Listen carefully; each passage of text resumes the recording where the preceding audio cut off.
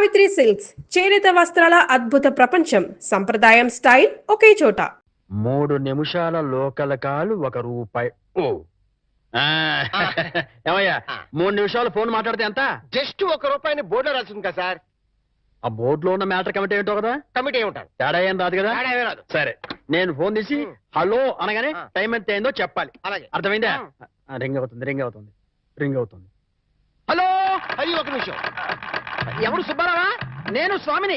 అదేనయ్యా, మా అమ్మాయికి పెళ్లి సంబంధం చూడమని చెప్పాను కదా. చూసావా? ఏంటి కుర్రాడు ఎస్టీడీ బూత్ నడుతుంటాడా? చిచ్చి, ఆఫ్టర్ ఆల్ నా కూతురుని ఎస్టీడీ బూత్ నడుపుకునే వాడికిస్తానా? నెవర్. సిగ్గు లేదు. పెట్టేస్తాను. పెట్టాయి. ఏమంతా? 12 నిమిషాలు. అంటే ఎంతసేపు మాట్లాడాను? 1 నిమిషం. ఇదిగో. ఇదేంటిది? ₹10 నేను ఎంతసేపు మాట్లాడాను? 1 నిమిషం. 3 నిమిషాలు ఫోన్ మాట్లాడితే ఎంత? ₹1. 3 నిమిషాల్లో 1 నిమిషం అంటే ఎన్నో వంతు? మూడో వంతు. రూపాయిలో 3వ వంతు ఎంత? 33 పైసలు. నేను ఎంత ఇచ్చాను? ₹10. అంటే ధర్మగుణము విశాల హృదయం ఉన్నవాడిని కాబట్టి 17 పైసలు ఎక్కువ ఇచ్చాను. అర్థమైందా? సార్ 3 నిమిషాల కాలు ₹1 అని బోర్డులో ఉంది కదా సార్. అదంతా నాకు అనవసరం అయ్యా.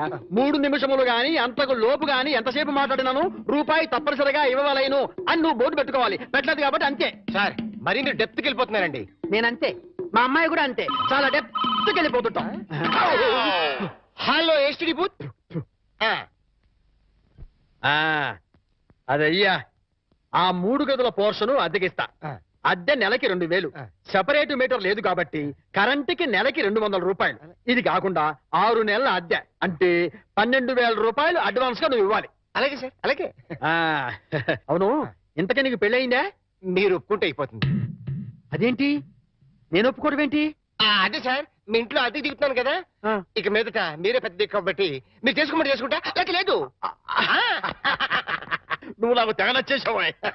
డెప్త్లోకి వెళ్ళే కొద్దీ ఇంకా నచ్చుతాను. మరి అగ్రిమెంట్ రాసుకుందామండి. అగ్రిమెంట్ ఎందుకు? మాటే స్టాండర్డ్. బాగా డెప్త్లోకి వెళ్ళి ఆలోచించండి సార్. నేను ఎప్పుడైనా అద్దె కొట్టేసుకోండి, అది దానికోసమే. అది నిజమే. అగ్రిమెంట్ రాసుకున్నాం. ఇదిగో, నేను చెప్పినవన్నీ రాసి ఇల్లు అద్దెకిస్తున్నట్లుగా అగ్రిమెంట్ రాశాను. ఈ రెంటి మీద నువ్వు కూడా సంతకం పెట్టు. ఇక్కడ ఇదిగో నీ కాపీ. అడ్వాన్స్ ఇదిగోండి సార్. ఎంత? 12,000గా? 12,000. లెక్క పెట్టలేదుగా? లెక్క పెట్టాలా? ఇంట్లో ఎప్పుడు దిగుతున్నా? నేను దిగడం పక్కన పెట్టు, నువ్వు ఎప్పుడు ఖాళీ చేద్దాం? ఏయ్, అర్థం పర్థం లేకుండా మాట్లాడవాకు. నేను ఖాళీ చేయడం ఏంటి? ఏంటే ఎందుకు బయట బోర్డులో రాసింది? ఇల్లు అద్దెకి ఇవ్వకూడదు. అగ్రిమెంట్లో రాసింది ఇల్లు అద్దెకిస్తున్నట్టు. అయితే ఖాళీ చెయ్యి. అదేంటయ్యా, నేను నీకు ఇచ్చిన 3 గదుల పోర్షనే కదా. అలాంటప్పుడు 3 గదుల పోర్షన్ అద్దెకి ఇవ్వబడని బోర్డు మీద రాయాలి, అలాగే అగ్రిమెంట్ చేయాలి. నేను ఒప్పుకోను. నువ్వు ఒప్పుకోకపోతే ఇల్లు అద్దెకి ఇచ్చినట్టు అగ్రిమెంట్ రాసి ఇప్పుడు కాదంటావని చీటింగ్ కేసు పెట్టి నిన్ను జైల్లో చేయిస్తా. అమ్మో, అంత పని చేయకు. అందుకని ఖాళీ చేసేయి. ఇప్పటికిప్పుడు ఖాళీ చేసి వెళ్ళిపోమంటే ఎక్కడికి వెళ్తారమ్మా? అది కరెక్టే. నేను విశాల వదిలేను కాబట్టి నేను రెంట్ తీసుకుని ఇంట్లో నేను ఉండిస్తా. కాకపోతే రెంట్ అవుతుంది. రెంట్? అవును, నెలకి 3,000. నేను నీకు ఇవ్వాల్సింది 2,000 పోగా నువ్వే నాకు 1,000 అయితే సరిపోతుంది. Water separate, current separate. Okay okay. నెలకి 3,000 చెప్పరా? 6 నెలలు అడ్వాన్స్ 18,000 కొట్టు. 18,000? అవును కొట్టు. ఇదిగో రెడీగా 12,000 ఉన్నాయి. మిగతా 6,000 నువ్వు ఇంట్లో దిగుతావు కదా, అప్పుడు ఇస్తా కదా. God promise. ఇల్లు జాగ్రత్త. మేకులు గీకులు కొట్టావు అయిపోతావు. నా డెప్త్ ఏంటి అర్థమైంది కదా. ఓరి, వీడి డెప్త్ బంగారం గాను నా ఇంటికి నేనే అద్దె కట్టుకునే డెప్త్ లో పడేశాడు. ఈ డెప్త్ లోంచి నేను ఎప్పటికీ బయట.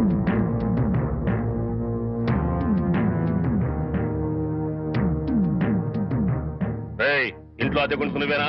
నేను అద్దెకుంటలేదు, నేను ఇంటి ఓనర్ని. నువ్వే ఓనర్ వరకు గ్యారంటీ ఏంటి? నీకు ప్రూఫ్ కావాలా? అవును. నాతో రా.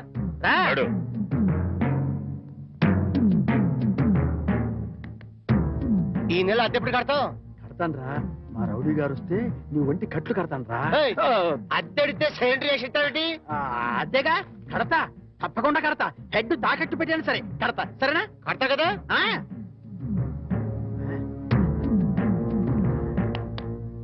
అద్దె కదా కడతావయ్యా. వచ్చేసావా? నన్ను కొడతావేందయ్యా? ఇల్లు ఖాళీ చేయనందుకు. ఖాళీ చేసిన నేను కదయ్యా, వాడు. నేను ఓనర్ని. ఓనర్ ఎవరు, అద్దె కొనరు ఎవరో తెలియదా?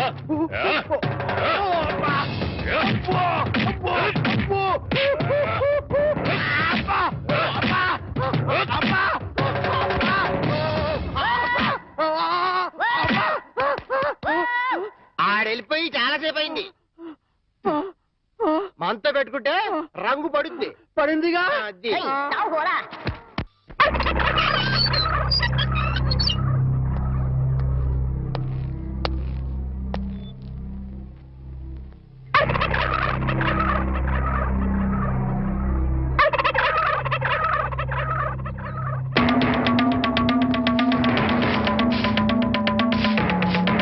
ఏమిటి కోటయ్య గారు, శుభవాన్ని ముగ్గేసుకుంటే చెరిపేస్తారేంటి? ఇప్పుడు నా ఇంటి ముందు ముగ్గేయడానికి నాకు పెళ్ళం ఉందా? పోనీ ఇప్పటిదాకా మాటలు రాని నా కొడుకు పెళ్ళయిందా? అందుకే నా ఇంటి ముందు ముగ్గేయడానికి కోడల పిల్ల వచ్చేంత వరకు ఈ వీధిలో ఎవరింటి ముందు ముగ్గుండడానికి వీల్లేదు. పని మనిషిని పెట్టవచ్చు కదండి. తప్పకుండా పని మంచిగా పెట్టుకుంటా. మీ ఆవిడ పంపించు. చిచి, రాయేస్తే చెంది నా మొహం మీదే పడుతుందని తెలిసి కూడా రాయేయడం నాదే తప్పు. అంటే నేను అదేనంటావా? అదైతే ఎరువు కన్నా పనికి వస్తుంది. మీరు అంతకంటే బ్యాట్ కదా. నోరు మీరా. మీకు బ్యాడ్ న్యూస్ చెప్పేసి నోరు మూసుకుంటాను. ఏంటది? మీ అబ్బాయి కళ్ళు కనబట్టలేదు. బేసిక్ కవర్కి మాట్లేదురా. బోనస్ గా ఇప్పుడు చూపు కూడా పోయిందా? అవునండి, నేను కళ్ళ ముందు చేయాడించినా తెలుసుకోలేకపోయాడండి. దీంట్లో గుడ్ న్యూస్ కూడా ఉందండి. కళ్ళు కనపట్లేదంటూ గుడ్ న్యూస్ అంటే ఎడవా? అంటే నేను ఆయన కళ్ళ ముందు చేయాడించేటప్పుడు ఆయన నిద్రపోతున్నాడు అనమాట. అంతేనా? హడలు కొట్టేశావు కదా. ఇంతగాడు ఎక్కడా? అదిగో వస్తున్నారండి.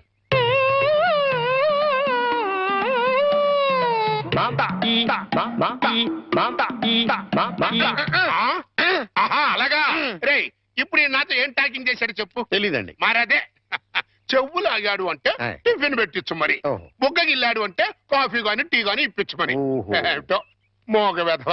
అందుకే ఈ టచింగ్ భాష. పోను టిఫిన్ పెట్టిస్తాను. అనుమానం కాబోయే కోళ్ళు దండం పెట్టుకో. దండం పెట్టుకుంటాను కానండి. మీరు బోల్డ్ ఆస్తి పెట్టుకుని హెడ్ మాస్టర్ ఉద్యోగం తప్ప పైసా ఆదాయం లేని వాళ్ళ అమ్మాయిని కోడలు చేసుకుంటానంటారేంటి? వారి పిచ్చి వెధవా. మన చీఫ్ మినిస్టర్ ఎవరు? హెడ్ మాస్టర్ గారు శిష్యుడు. కమిషనర్ ఆఫ్ పోలీస్ ఎవరు? హెడ్ మాస్టర్ గారు శిష్యుడు. జడ్జి గారు ఎవరు? హెడ్ మాస్టర్ గారు శిష్యుడు. కనుక దీన్ని బట్టి నీకేమర్థమైంది? హెడ్ మాస్టర్ గారితో పెట్టుకుంటే మీ డొక్క పగులుద్దని అర్థమైంది. అందుకే పిచ్చి వెధవా. నేను ఆయనతో బియ్యం పెట్టుకుంటున్నా. అయితే దీంట్లో గుడ్ న్యూస్ ఉందండి. మీరు ఆయనకి బియ్యం కూడా కావడం వల్ల ఆయనకుండే గౌరవం మీకు వస్తారన్నమాట. బాగా అర్థం చేసుకున్నావు. దీంట్లో బ్యాట్ కూడా ఉందండి. మరి ఆయన మీకు విజయం కూడా కావడం వల్ల ఆయనకుండే గౌరవం పోద్ది. ఆకలిస్తుందా? టిఫిన్ తింది కదా. ఒరే చంటి, సినిమాకి వెళ్దామంటేనేమో డబ్బులు లేవు. మీ నాన్నేమో ఇచ్చి తావడం.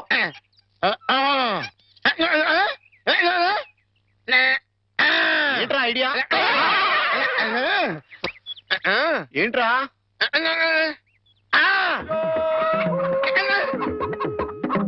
కోళ్ళు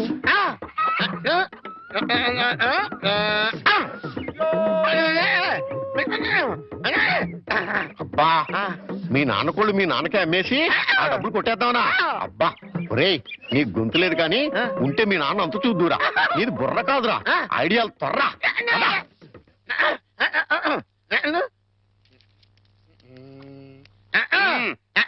కోటయ్య గారు, మీకు గుడ్ న్యూస్ అండి. ఏంట్రా? 2 కోళ్ళు చాలా చీప్ గా వచ్చేసి ఓన్లీ 40 రూపీస్. ఏంటి 2 కోళ్ళు 40 రూపాయలనా? కావాలంటే చూసుకోండి. ఏంట్రా, నా చెవులోనే కోడికలు పెడదాం అనుకుంటున్నావా? నా కోళ్ళే తీసుకొచ్చి నాకే అమ్మేస్తావా? మీకు పక్షపాతం వచ్చి చచ్చిపోయినంత తొట్టండి. ఈ మీ కోళ్ళు కాదు, మీ కోళ్ళు అన్నారు కాబట్టి ఆ ఏ రంగులో ఉంటాయో చెప్పండి. ఒకటేమో ఎరుపు. ఇది ఏ రంగండి? తెలుపు. మరి మీది కాదు కదండి. కాదు. ఇంకోటి ఏ రంగండి? తెలుపు. ఇదే రంగండి? తెలుపు. మరి మీది కాదు కదండి. అస్సలు కాదు. అందుకే 2 చీప్ గా వచ్చినాయి. 40 రూపీస్ ఇచ్చేయండి. నీ అమ్మగారు బంగారం గారు ఎప్పుడు ఎప్పుడు బ్యాడ్ న్యూస్ చెప్పేవాడు. ఇవాళ ఎంత గుడ్ న్యూస్ చెప్పేవరా? ఆడికి ఇచ్చారా?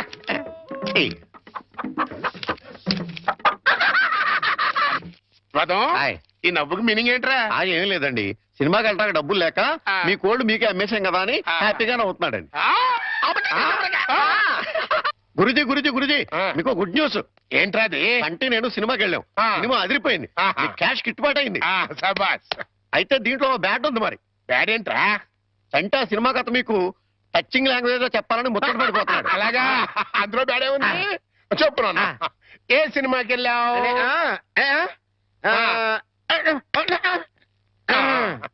ఏ సినిమాకి వెళ్ళావు?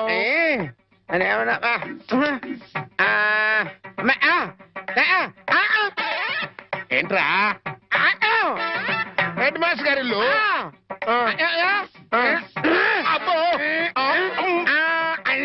ఏంట్రా? హెడ్ మాస్టర్ లో హెడ్ తీసేస్తే ఏముంటది? మాస్టర్.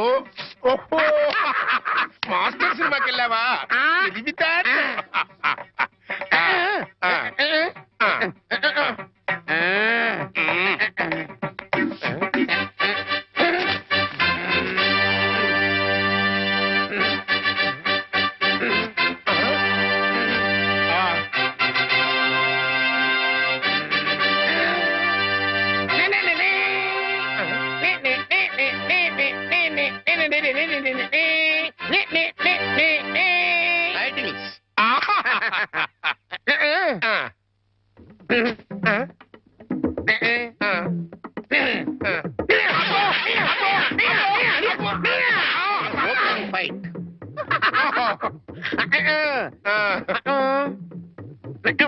హీరోయిన్ హీరో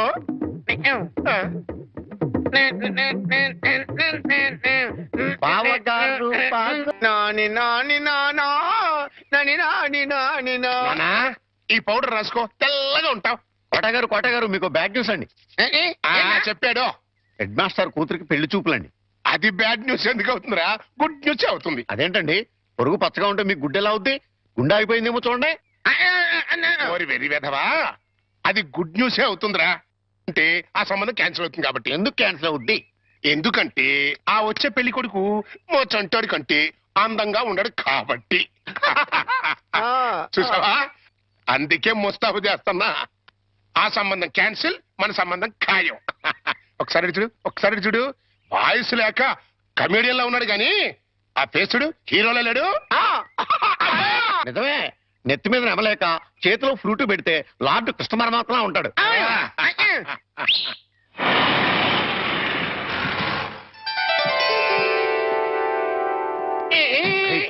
పిల్లలు చూసారా నానా?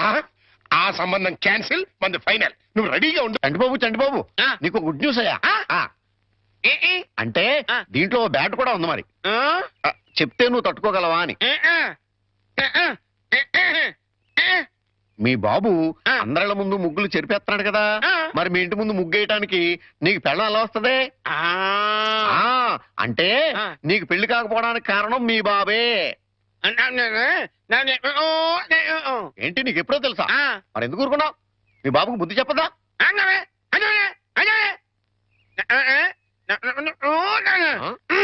ఏంటి, ఒక ఐడియా వేసావా? ఏంటి ఐడియా? చెప్పు.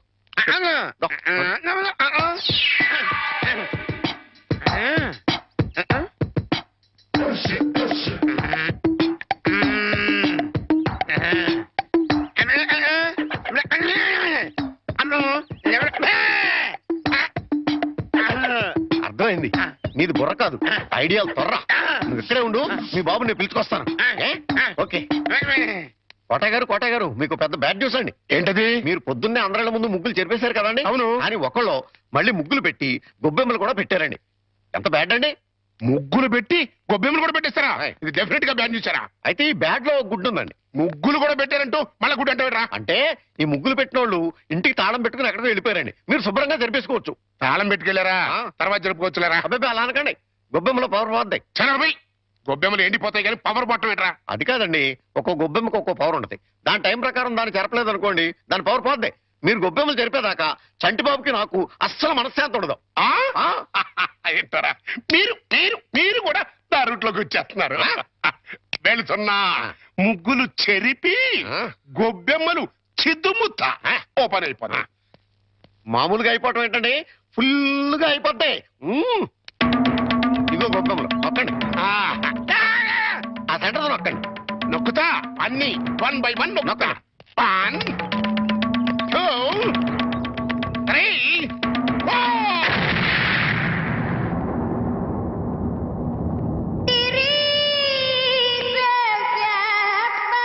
ఇదేంట్రా గొబ్బెమ్మ పేలింది?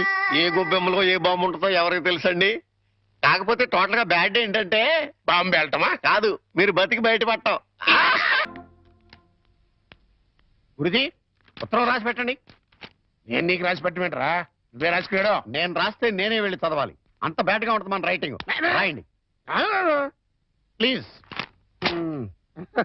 చెప్పాడు. ప్రియమైన మామయ్యకు ఇక్కడ మేమంతా క్షేమంగా ఉన్నాము, మీరంతా అక్కడ క్షేమం అని తలుస్తాను. రాసారా? తన పట్ల ఇక్కడ మేమంతా ఆరోగ్యంగా ఉన్నాము, అక్కడ మీరంతా ఆరోగ్యంగా ఉన్నారని తలుస్తాను. ఇప్పుడే కదా చెప్పావు, మళ్ళీ అదే ముక్క చెప్తావుటి? నీదొక మాయగోళ. మీరు రాయండి. ఇకపోతే నాన్నకు గుండెపోటు వస్తే అపోలోలో జాయిన్ చేశాను. అంతా ఆరోగ్యంగానే ఉన్నారని చెప్పావు కదరా. తమ్ముడికి కాలు విరిగితే మెడ్విల్ లో జాయిన్ చేశాను. చెల్లెమ్మకు అమ్మోరు పోసింది. మీకు హై బీపీ కదా, ఎలా ఉంది? అత్తగారికి ఉబ్బసం తగ్గిందా? బావు మరిదికి టీబీ తగ్గిందా? ఈ అబ్బా, ఇది చెప్పడానికి ఉత్తరం కూడా ఎందుకురా? All out, start immediately and Telegram ఇస్తే సరిపోలా. సార్, మన రిక్షా వాడికి జ్వరం వచ్చిందంట, ఇవాళ రానని కబురు చేశాడు. వేరే రిక్షా తీసుకురారా? మామగారు, నా స్కూటర్లో మిమ్మల్ని స్కూల్ దగ్గర డ్రాప్ చేస్తారండి. నీకెందుకే శ్రమ? నువ్వు ఇందులో శ్రమే ఉంది మామగారు. రండి రండి మామగారు, కూర్చోండి. నేనెంత అదృష్టవంతున్నయ్యా, నా మీద నాకే అసూయగా ఉంది. అసూయ పడ్డానికి ఎక్కడో శాలిటీ ఉందండి.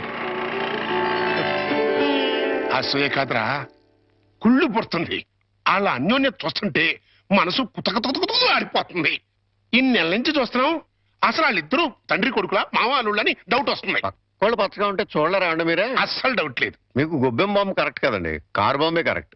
అంటే ఏంట్రా, ఆ రోజున గొబ్బెంలో బాంబు పెట్టింది నేను కాదండి, మీరు అందరిళ్ళ ముందు ముగ్గులు చెరిపేయడం వల్ల తనకు పెళ్లి కావట్లేదని మీ కొడుకే పని చేశాడు. ఎరా, నిన్ను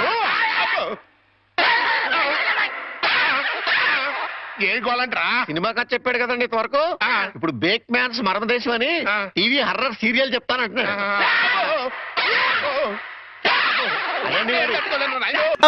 బయటికి పోలేను, లోపలికి రాలేను. శకునం బాగోలేనప్పుడల్లా కాళ్ళు కడుక్కోవడానికి, కళ్ళు తుడుచుకోవడానికి నీళ్ళు ఎందుకు చస్తున్నా. ఈసారన్నా వెనక్కి రాకుండా షాప్కి వెళ్ళండి. అరేలే, వెనక్కి రావడం నాకేమన్నా సరదానా ఏమిటి? అరే, శకునం బాగాలేనప్పుడు 2 మాటలు శకునం బాగుంది అనుకోసం.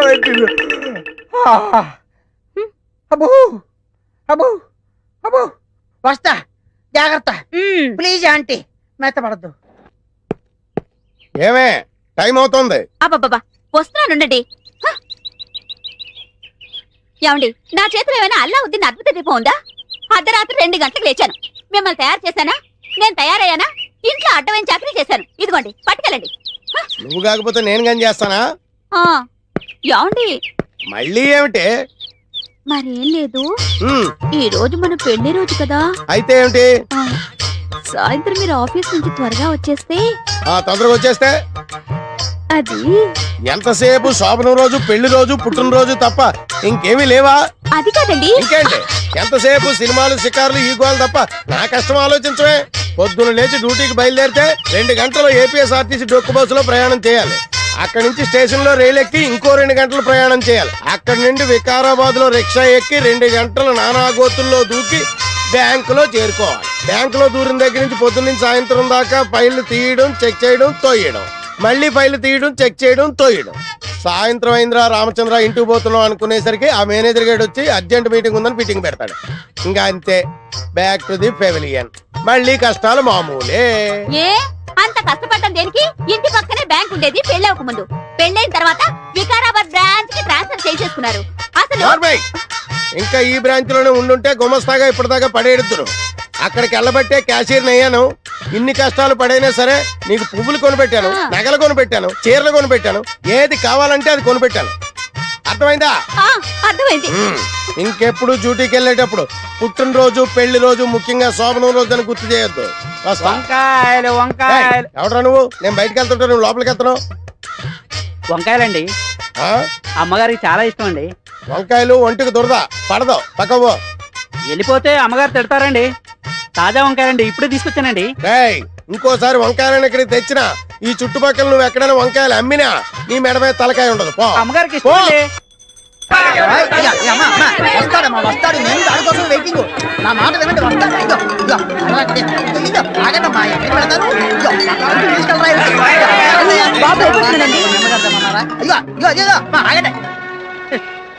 ఏదో సినిమా వదిలిపెట్టినట్టు వెళ్ళిపోయారేంట్రా? నిన్ను